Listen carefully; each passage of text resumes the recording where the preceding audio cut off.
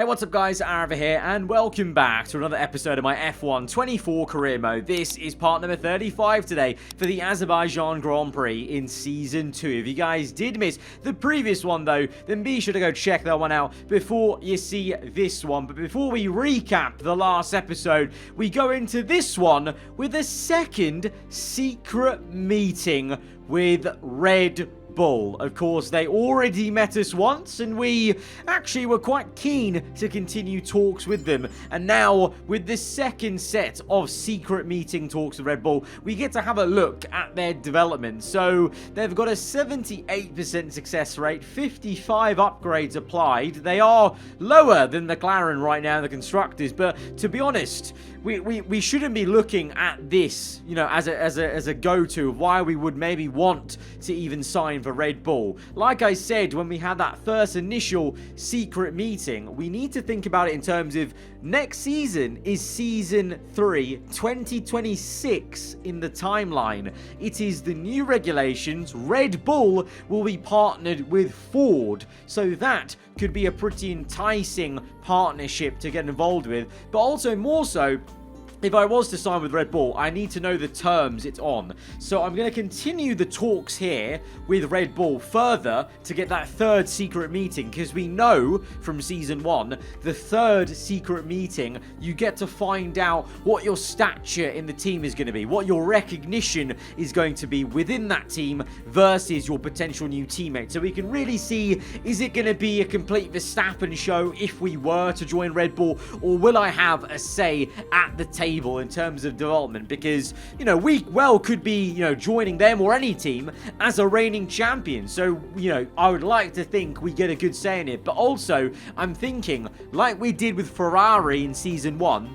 There's no harm saying no right at the end and in the final secret meeting, because we saw from Season 1, they'll still be open to signing us, you know, in the normal contract period at the end of the season if we say no at the third meeting. It's only if you reject them immediately, I think, that they say no to, you know, being open to signing with you at the very end of the season. So I'm trying to play this tactically to just see what kind of deal Red Bull could give us, but also trying to keep my options open, because we don't know which other teams might be interested in us, especially if we can actually seal our first world championship. So I'm trying my best to play the field, keep it as open as I can. We'll see. But to be honest, right now, off the back of last episode, which of course was a very dramatic one, a bit of controversy again, as myself and Lando and Leclerc came together as we broke our floor in a 3-car pinch at turn 1. And that was after the context of getting,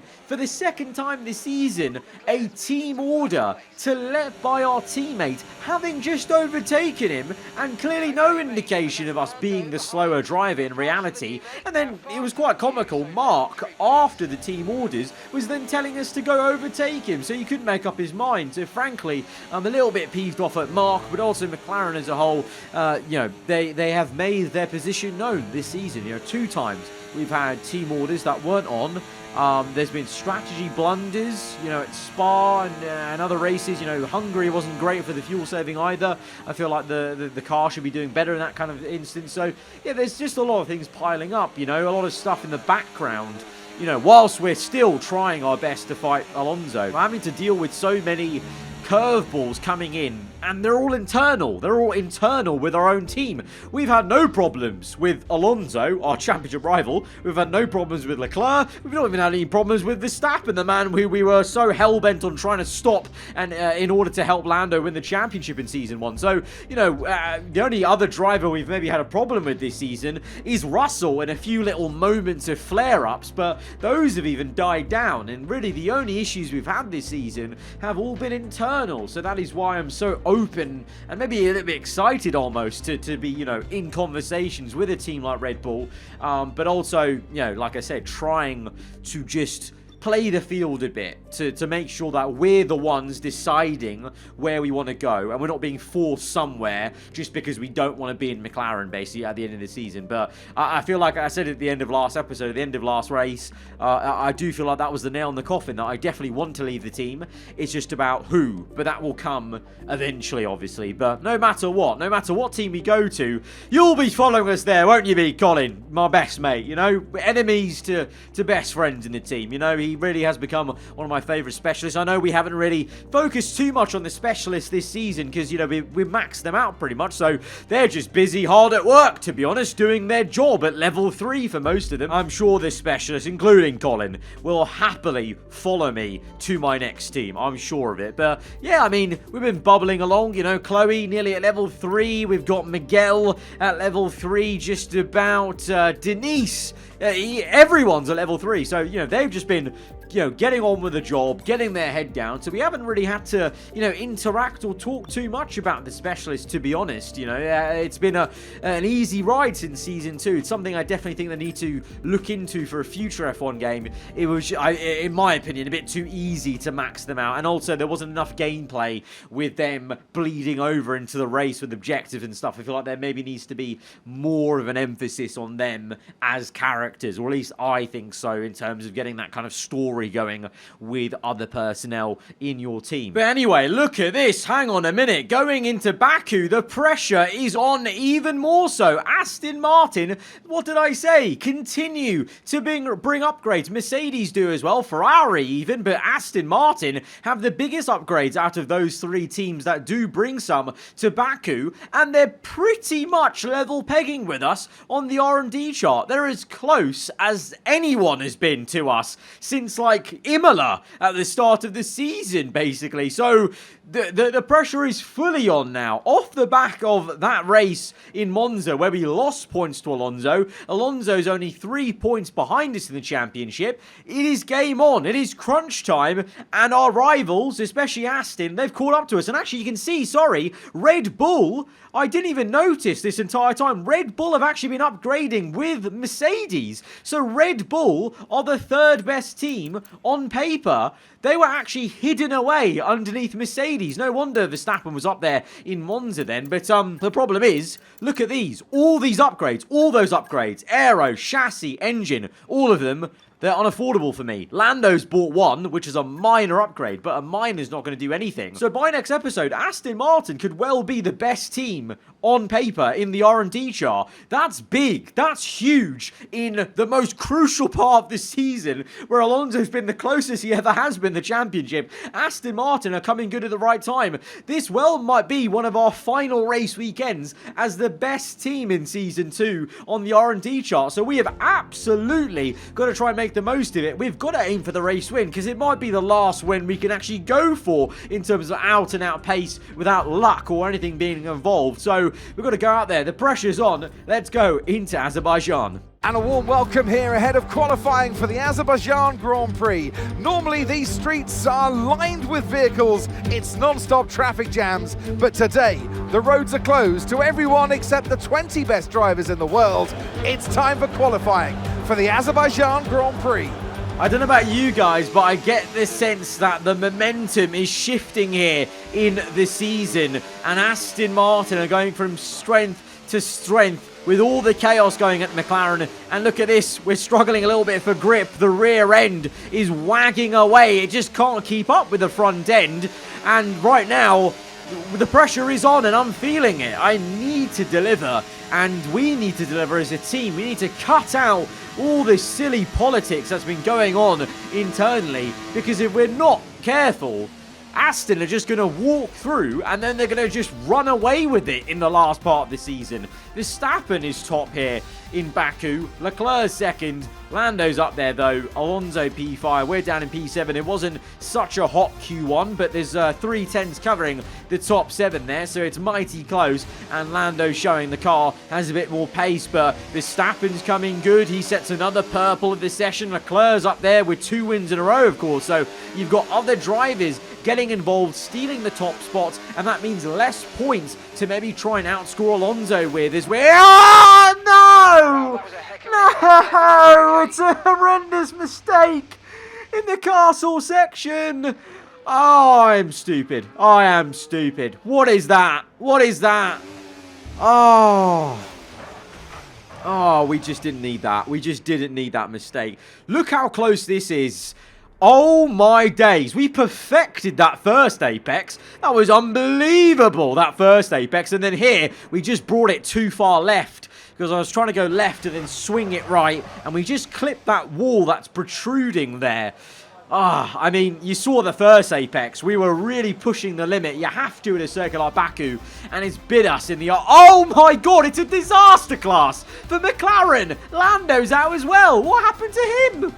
Oh my lord. It's an absolute howler for Team Papaya. I'm out down in P15. Lando's out in P11. Wow, wow, oh wow. Leclerc and Alonso continue to be the two shining drivers in this part of the season. They've been right up there for the last two races. It looks like it's going to be the case again here at Baku. And neither me or Lando are going to feature in the top 10. Both Williams will and Alpine will. What is going on? It's unraveling. It's unraveling. It's absolutely unraveling. Let's go to the grids. We have to recover. There is no like if we can recover. We have to recover. Let's go to the grids. A warm welcome to you all at home for today's Azerbaijan Grand Prix, a race that in its short history has already proven no stranger to drama, and where a fourth row start is just about as likely to give you a podium as pole position, with Lance Stroll and Sergio Perez finishing third from there in 2017 and 2018 respectively. Baku's city circuit then. It's an unpredictable 3.7-mile track around the streets of the Azerbaijan capital. 20 turns for our drivers to navigate today, including the infamous Turn 8, one of the tightest and most challenging corners of the season. Off the back of a fantastic qualifying session, it's time to see how our starting grid looks like for today's race. Max Verstappen put in a fantastic lap yesterday, and he'll start from pole position. And it's Fernando Alonso alongside. Looking down the rest of the grid, we have Leclerc, Russell, Stroll, Sainz, Albon, Perez, Ocon, Gasly, Norris, Hamilton, Sargent, Hulkenberg, and McLaren, Ricciardo, Tsunoda, Bottas, Joe, and Oscar Piastri. Now it's almost time for lights out, so let's go down to the track. And alongside me here today in the commentary box, Anthony Davidson. Now sadly things didn't work out for them last time. It was a bad race. Question is though, can they recover today? Yes, they can, Crofty. You've got to put it behind you. Whatever happened last time, I was always told as a driver, park it, forget about it. Obviously, feel the pain when it happens, but then you can't dwell on it and carry that through to the next race. So put it behind you and just crack on with this race coming your way now. I am raring to go for this one. I'm on my tiptoes. I'm ready with arms up, ready for some sucker punches. We need to attack this race, and that is why we're starting on the soft compound of tyre. A lot of people around us on mediums. I believe Lando has chosen hards in P11. I was going to get put on hards, but I've defied my team after Belgium, not listening to them. I'm taking matters into my own hands. I'm doing a Vettel. I'm going to do my own strategy in the cockpit because my team are too incapable of giving me a good one that I feel comfortable with. I want the softs. We're going aggressive at the start of this race, and then we'll be looking to go on to hards all the way to the end. But the soft compound, I'm hoping, will catapult us up into a position where we kind of should have been in qualifying, and then we can see where we can go from there. Verstappen was on pole if you saw the grid sequence. Alonso was alongside him though, in second place on the front row. That is the worst scenario. The only thing could have been worse is if Alonso was on pole. So Alonso's actually got a really good chance of maybe fighting for the race lead, at least at the start of the race. Obviously it's a long race, so we'll see how it goes obviously later on and follow on and see where he is. But I have that in the back of my mind. That will only motivate me more to to try and really attack this first stint to get up those positions. As we rev up and look towards the 5 red lights for what might be the most crucial race in this championship fight yet. It's lights out and we're underway for the Azerbaijan Grand Prix. There's a lot of cars moving about. Perez's slow shock horror as we go into turn 1, looking to go around the outside of our teammate. This is a bit awkward. We just wince a little bit in the cockpit as we were so close to the wall. We nearly make contact with Sargent. Lando's still there on the inside, but we're going to mince him. He's on the hard tyres, and already I can see that McLaren have made a mistake with him. The hards are going to be so slow at the start of this race. You at least want the medium tyres, but I'm hoping that these softs can do the business for us. As we make a dive now on Sargent, we absolutely launch it through into that right-hander, and that's what we have to do today, especially in this first stint, because these soft tyres will wear out much quicker than the medium. So whilst they're fresh, we need to make the most of them, because remember, they're fresh soft tyres. These are the sets that I should have used in Q3 if I made it through. So we need to make the most of this new set of tyres whilst they're, you know, nice and grippy, and then come in a bit earlier, hopefully get an undercut going on the hard tyres. And by that point, the hard tyre might be a good race tyre compared to the worn-out mediums. At least that's the hopeful game plan. And to be fair, going on to lap 2, Perez in our sights. We make the dive. We're going to get to the apex, squeeze him out, and we're already into the top 10. So it's going well. You know, we just need to make a couple of more passes. You can see on the mini-map where that Ferrari is of sight.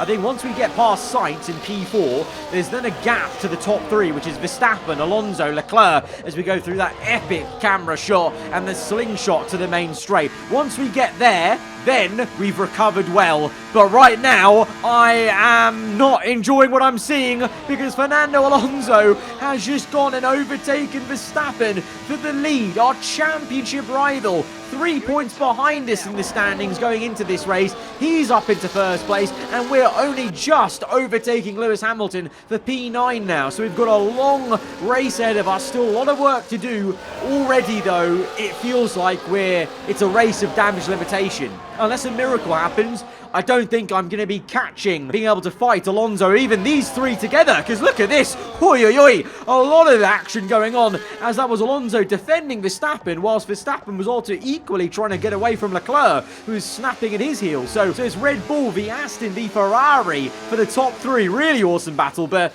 those 3 seem like in a world of their own, so I feel like it's damage limitation for us. And Alonso looks like he's in the driving seat, because now Leclerc and Verstappen are fighting so much that Alonso may just break DRS. He has broken DRS already. Only 2 corners it took. So it is all going Fernando Alonso's way. L plan is in full swing. As we now look to overtake his teammate Stroll, we've already dispatched of Ocon into turn 1. That was pretty easily. And now trying the same move we did on Gasly earlier. Little bit hairy through the right-hander as there was a tiny bit of contact, but we've made it through. And now on the back of Alexander Albon, signs up the road. This has been flat out racing to try and recover as much as we can. We're going to try and open up the door on the outside on Albon, but we're actually going a bit wide, and now there's a sense that my soft tyres aren't overwhelmingly quicker than the mediums, as that was actually a lot more work than I thought it was going to be versus the Williams. We make the pass on Albon. Now looking at Russell or Sainz, but this is awkward. I can't put my nose in. I can't risk it. I need to get to the end of the race. I need to maximise points, so we can't be a bit, we can't be impatient, even though I do want to make as many moves as I can in as little as time as possible on the softs. If we're a bit too greedy, it could really blow back in our face, as we now finally have this space to make a lovely little move. Tiny little love tap on the wall for good measure, but it's fine. You've got to get close to the walls here in Baku, and showing that we have not lost any confidence since the qualifying crash. And now on lap 7 into turn 1 with DRS aided, we're able to overtake Carlos Sainz. Bit of a drift through that turn, because I really am feeling the tyre wear.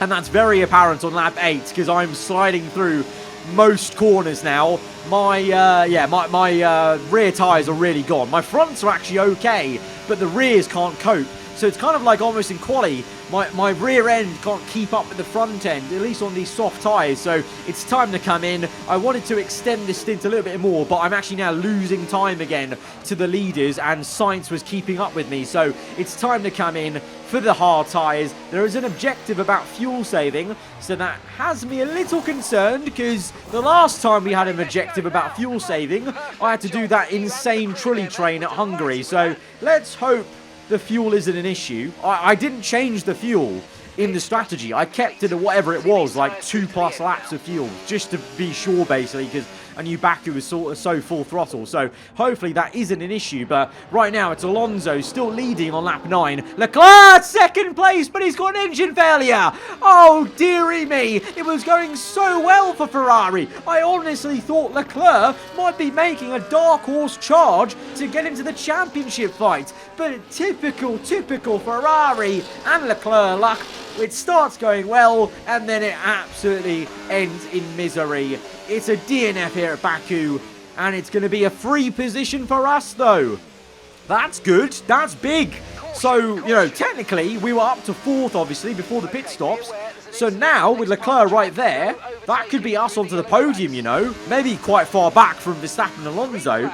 But that's us onto the podium. It might be a bit of a dull affair for the rest of the race, to be honest. It might be a case of just bringing this car home now from lap 9 to lap 26. I don't mind that, because that will be a solid day's work done in terms of recovering from an awful nightmare of a qualifying to limit the damage to Fernando Alonso. But the laps tumble and the cars are coming in for their pit stops eventually, and we're climbing back up the positions. We're now back ahead of the likes of Albon and Hamilton in P10. There's still a lot of cars yet to pit, and by lap 14 everyone apart from Lando, our teammate, has made their pit stop. So Alonso still leads 4 seconds ahead of Verstappen. So Alonso is dominating this Azerbaijan Grand Prix. He is in full control of the situation. Verstappen's in second, Lando's there. We're 5 seconds back. Meanwhile, behind us, fighting going on between Sainz and Stroll. Then comes Russell, the two Williams,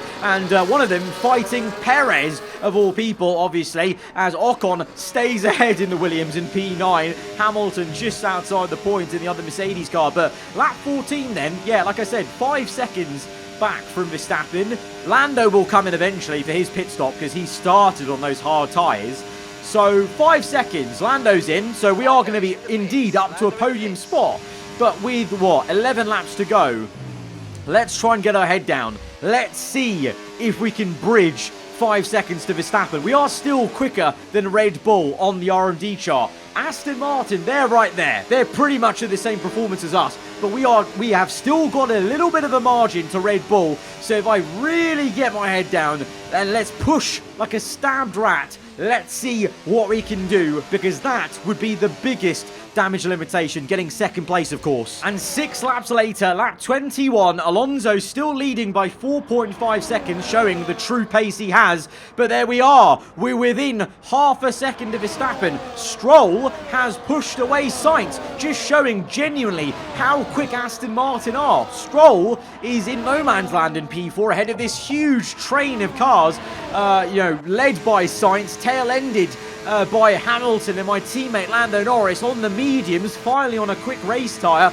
and looking to make some gains as Sainz is falling away down to P6. So to be fair, Leclerc's out of the race, but maybe Ferrari would have fallen away because Sainz is not showing that much great pace in the Scarlet Red car. In fact, Albon might even overtake him. The Williams is having a go at the Ferrari. The Ferrari's coming back at Russell. It's nearly 3 wide there. Sainz looking to repass Russell, and Albon trying to lead him and Ocon into some more points. But lap 22, back to our POV, very close to the walls. Like I said, not losing confidence after the qualifying crash. It's how you got to be. You can't be scared of making the same sort of incident. You've got to just pick yourself up and go again.